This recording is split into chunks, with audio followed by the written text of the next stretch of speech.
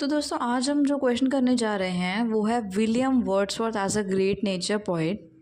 सबसे पहले हम इसके इंट्रोडक्शन के बारे में जान लेते हैं। William Wordsworth is one of the prominent and influential poets of the romantic period. Romantic period के एक बहुत ही प्रोमिनेंट, बहुत ही जाने माने और इन्फ्लुएंशियल पोइट्स में से एक थे। He is celebrated as a great nature poet. उनको एक ग्रेट नेचर पोइट कहा जाता था। क्यों?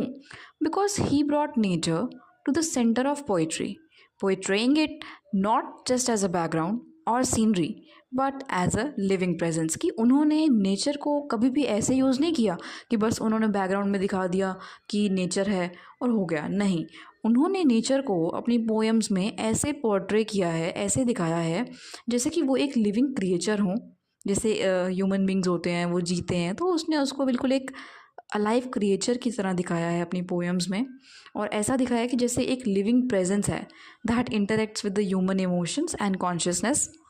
हिज वर्क्स रिफ्लेक्ट्स, उसके जितने भी काम हैं वो क्या रिफ्लेक्ट करते हैं? एक deep love for natural world, a spiritual connection with it and a believe that nature teaches, heels and guide human beings. Wordsworth poetry marks a turning point in literary history where the natural world became a source of inspiration, reflection and self-discovery। तो यहाँ पर ये कहा गया है कि Wordsworth की जो पोइट्री है वो लिटरेरी हिस्ट्री के लिए बिल्कुल एक टर्निंग पॉइंट की तरह थी, जहाँ पे नेचुरल वर्ल्ड को एक सोर्स बना दिया गया इंस्पिरेशन का, रिफ्लेक्शन का और सेल्फ डिस्कवरी का। तो देख लेते हैं आगे कि क्या ऐसी कैरेक्टरिस्टिक्स हैं जो वर्ड्सवर्थ को नेचर के बहुत ही पास दिखाती है, या ऐसा फील करवाती है, या ऐसा प्रूफ करती है कि वर्ड्सवर्थ जो है वो एक नेचर पोइट है।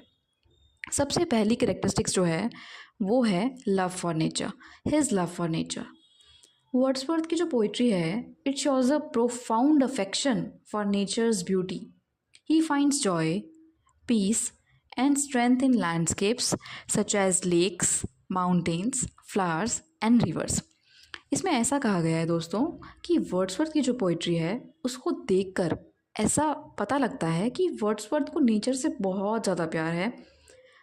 उसको जैसे ही वो नेचर के अंदर जाता है उसको बहुत ज़्यादा सुकून मिलता है, उसे बहुत ज़्यादा मज़ा आता है और उसे बहुत पावरफुल फील होता है जब वो देखता है लैंडस्केप्स को, लेक्स को, माउंटेन्स को, फ्लावर्स को या रिवर्स को। जब वो देखता है तो उसे बहुत ही एक ऐसी फीलिंग आती है कि उसे बहुत अच्छा लगता है, उसे बहुत कॉन्फिडेंट फील होता है उस टाइम पे। अगली जो हमारी कैरेक्टरिस्टिक्स है वो है nature as a spiritual guide. तो वो ऐसा मानता है, जो वर्ड्सवर्थ है वो क्या मानता है? He believes that nature has divine qualities. कि नेचर के अंदर ऐसी क्वालिटीज़ होती हैं जो कि डिवाइन होती हैं, जैसे कि भगवान की तरह जिसे कहते हैं। तो वर्ड्सवर्थ का ऐसा मानना था कि it is like a source of wisdom and enlightenment that helps the humans to overcome sorrow, loneliness and despair. तो वर्ड्सवर्थ ऐसा कहता है कि नेचर उसके लिए कुछ ऐसा था जैसे कि मानो कोई इंसान बहुत ज़्यादा अकेला है, या फिर उसे अपने अकेलेपन से छुटकारा पाना है, या उसे ओवरकम करना है, या उसे शांति चाहिए। तो ये सब चीज़ें अगर आपको चाहिए तो वो कहता है कि हमें नेचर से कनेक्ट होना होगा। तो नेचर उसके लिए एक स्पिरिचुअल गाइड की तरह था। अगली कैरेक्टरिस्टिक की अगर हम बात करते हैं तो उसमें वर्ड्सवर्थ कहता है कि फोकस ऑन सिंप्लिसिटी। तो Wordsworth uses simple and everyday settings avoiding dramatic descriptions. आप देख सकते हैं कि जैसे बहुत सारे पोइट्स होते हैं वो क्या करते हैं कि ऐसी लैंग्वेज का यूज़ करते हैं जो कि बिल्कुल अलग होती है, जिसको हमें समझने के लिए शायद बहुत सर्च करना होता है, उसके बाद हम उसे समझ सकते हैं। लेकिन वर्ड्सवर्थ का ये मानना है कि बिल्कुल सिंप्लिसिटी के साथ उसने अपनी जितने भी पोएम्स हैं वो लिखी हैं, और बहुत ही सिंपल सेटिंग है उसके अंदर, वर्ड्स हों या जो भी एलिमेंट्स उसने यूज़ करे हैं उसके अंदर, तो दे आर वेरी सिंपल कि एवरीडे पीपल भी उसे आराम से समझ सकते हैं। He finds beauty in ordinary things like daffodils, clouds and rural life. तो इसमें ये बताया गया है कि उसने कैसे सिंपल छोटी छोटी चीज़ों में उसने खुशियाँ ढूंढ ली। जैसे कि डेफोडिल्स में जो उसकी पोएम है, डेफोडिल्स है तो एक बेसिक चीज़ पे, लेकिन वो बहुत खुश है उसका, जैसे जब वो एक्सप्लेनेशन कर रहा है अपनी पोएम की धीरे धीरे। उसके बाद है क्लाउड्स, रूरल लाइफ। तो इन सब से ये पता चलता है कि उसका फोकस जो है वो सिंप्लिसिटी पर था। अगली जो कैरेक्टरिस्टिक है वो है हमारी interconnectedness between man and nature. तो वर्ड्सवर्थ क्या एम्फसाइज करता है? That the humans are an internal part of natural world. की जो नेचुरल वर्ल्ड है उसका एक मिला हुआ रूप कह सकते हैं है। नेचर इज़ नॉट सेपरेट, ऐसा वर्ड्सवर्थ का मानना है कि नेचर सेपरेट नहीं है पर deeply connected with human feelings and thoughts, कि नेचर जो है वो ह्यूमन से अलग नहीं है, वो उसके साथ ही जुड़ा हुआ है। अगली कैरेक्टरिस्टिक जो है वो है हमारी moral and emotional lessons. Nature teaches patience, compassion and resilience. यहाँ पर वर्ड्सवर्थ ये कहना चाहता है कि जो लोग नेचर से प्यार करते हैं वो इस बात को बखूबी समझते होंगे कि नेचर जो है हमें पेशेंस सिखाता है, हमें कंपैशन की मतलब किसी से कैसे बोलना है, कितने प्यार से बोलना है वो सिखाता है। नेचर हमें रेजिलियंस सिखाता है। रेजिलियंस का मतलब होता है वो ability to recover quickly. For example आप बीमार हैं या आपकी लाइफ में कुछ स्ट्रगल चल रहे हैं, तो अगर आपको उन सब मेजर लाइफ चेंजेस से अलग होना है, आपको उन लाइफ चेंजेस से बाहर निकलना है या रिकवर होना है, तो रेजिलियंस भी आपको नेचर ही सिखाता है, ऐसा वर्ड्सवर्थ का मानना है। It strengthens the human spirit and promotes inner peace. ये क्या करता है, ह्यूमन स्पिरिट को स्ट्रेंथन करता है और हमारा जो अंदर की शांति है उसको प्रमोट करता है। आगे हम देखते हैं कि वर्ड्सवर्थ कहता है कि नेचर को उसने यहाँ पे इन्फ्यूज़ किया है with the spiritual presence aligning with the idea of pantheism. Pantheism से उसने उसको जोड़ दिया नेचर को और कहता है कि pantheism is the belief. Pantheism क्या होता है कि एक बिलीफ होता है कि गॉड एंड यूनिवर्स दोनों सेम चीज़ हैं, ये अलग चीज़ें नहीं हैं, with God's present found in all things in nature. Wordsworth का मानना है कि भगवान और यूनिवर्स ये दोनों ही सेम चीज़ें हैं और गॉड की जो प्रेजेंस है, भगवान की जो प्रेजेंस है वो चारों तरफ है नेचर के अंदर। हर वो चीज़ जो भी नेचर में है उसमें भी भगवान की प्रेजेंस है। अब हम बात कर लेते हैं कुछ फेमस लाइंस जो वर्ड्सवर्थ ने अपनी एक पोयम में लिखी थी। So in the line composed of a few miles above Tintern Abbey, Wordsworth writes, a motion and a spirit that impels all thinking things, all objects of all thoughts and rolls through all things। तो दोस्तों यहाँ पर Wordsworth क्या कहना चाह रहा है कि यहाँ पर उसने नेचर को एज अ स्पिरिट डिस्क्राइब किया है that connects everything in the world. कि नेचर को उसने कहा है कि नेचर एक ऐसी स्पिरिट की तरह है जो सब कुछ, जितनी भी चीज़ें हैं हमारे वर्ल्ड में, उनको कनेक्ट करता है। This reveals how Wordsworth love for nature goes beyond it's appearance and into the spiritual realm. कि कैसे वर्ड्सवर्थ ने नेचर को कहा कि वो सबको कनेक्ट करने वाला है। Next is mysticism in nature.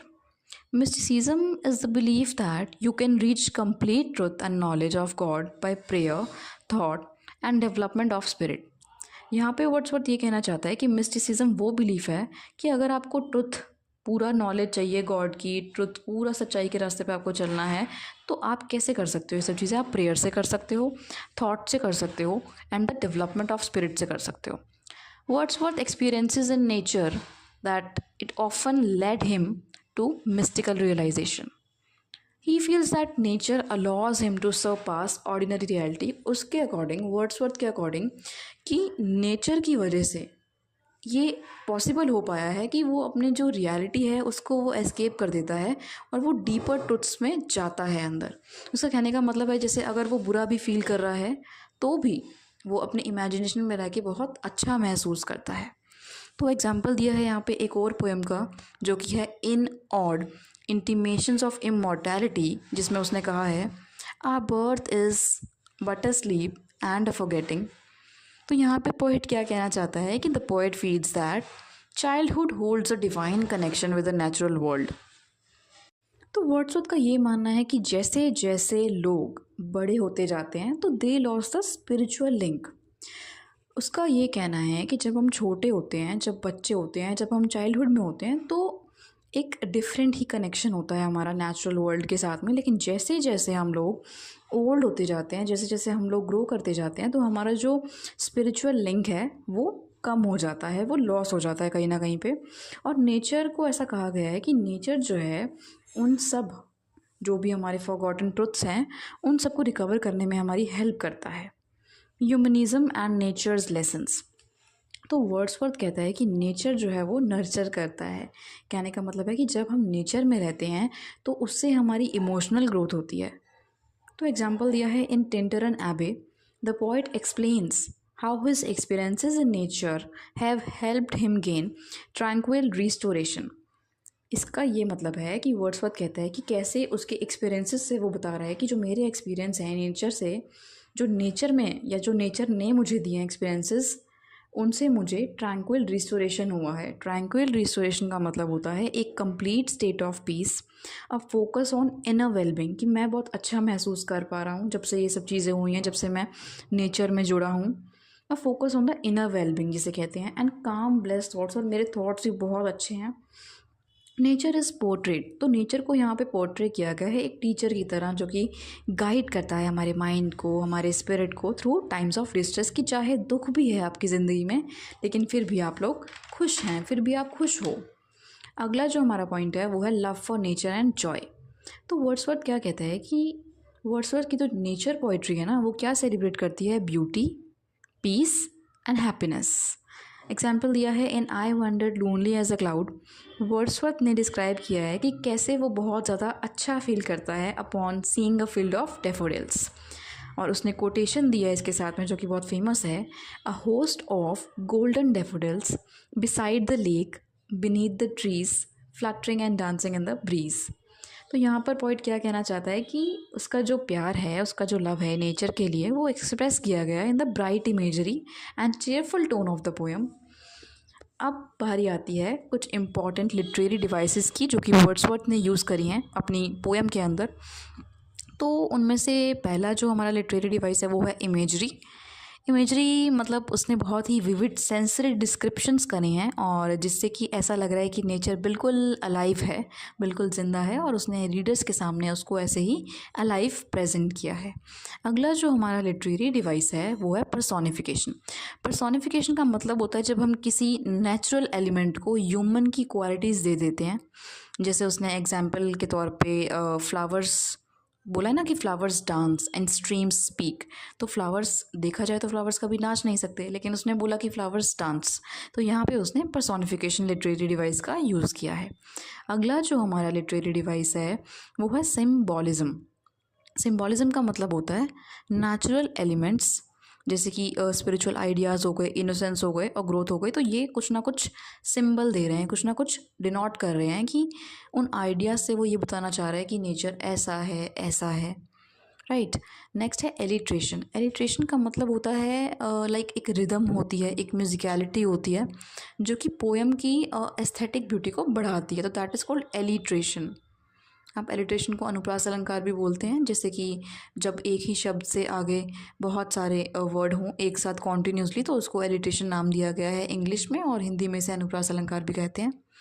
Next है रिफ्लेक्टिव टोन। तो जितनी भी पोएम्स वर्ड्सवर्थ ने लिखी हैं उसकी जो टोन है वो काफ़ी रिफ्लेक्टिव है, मतलब वो कुछ ना कुछ थॉटफुल बता रही है अपने रीडर्स को, जो भी लोग उसे पढ़ रहे हैं। तो मतलब वो एक पर्सनल इंट्रोस्पेक्शन की तरह है। पर्सनल इंट्रोस्पेक्शन क्या होता है कि जो मतलब उसके डीपर थॉट्स की क्या अंडरस्टैंडिंग है उसकी वर्ल्ड के लिए, वो उन सब चीज़ों को बता रहा है उसके अंदर।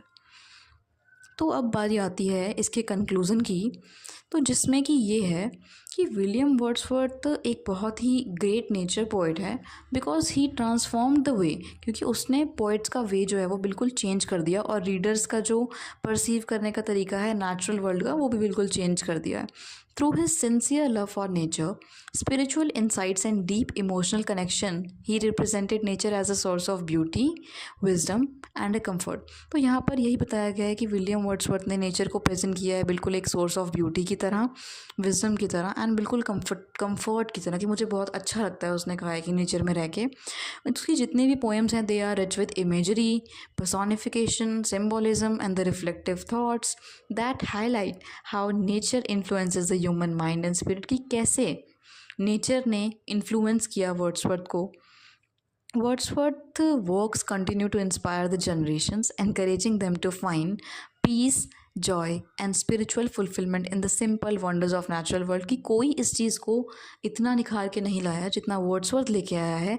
और वर्ड्सवर्थ कहता है कि जितनी भी ये चीज़ें हैं नेचर में, वो सब मुझे बहुत खुशी देती हैं, बहुत पीस देती हैं, और बहुत ज़्यादा स्पिरिचुअली फुलफिल रहता है। ऐसा मुझे लगता है कि मैं भगवान से भी बहुत ज़्यादा कनेक्टेड हूँ, क्योंकि उसने नेचर के अंदर भगवान को देखा, उसने नेचर को एज अ गाइड देखा, उसने नेचर को एज अ टीचर देखा। तो विलियम वर्ड्सवर्थ आज भी, हालांकि वो अब नहीं रहे इस दुनिया में, लेकिन आज भी उनके जो वर्क्स हैं वो हमारी जनरेशन्स को इंस्पायर करते ही रहते हैं और करते ही रहेंगे आगे भी। Thank you. आज की वीडियो में इतना ही।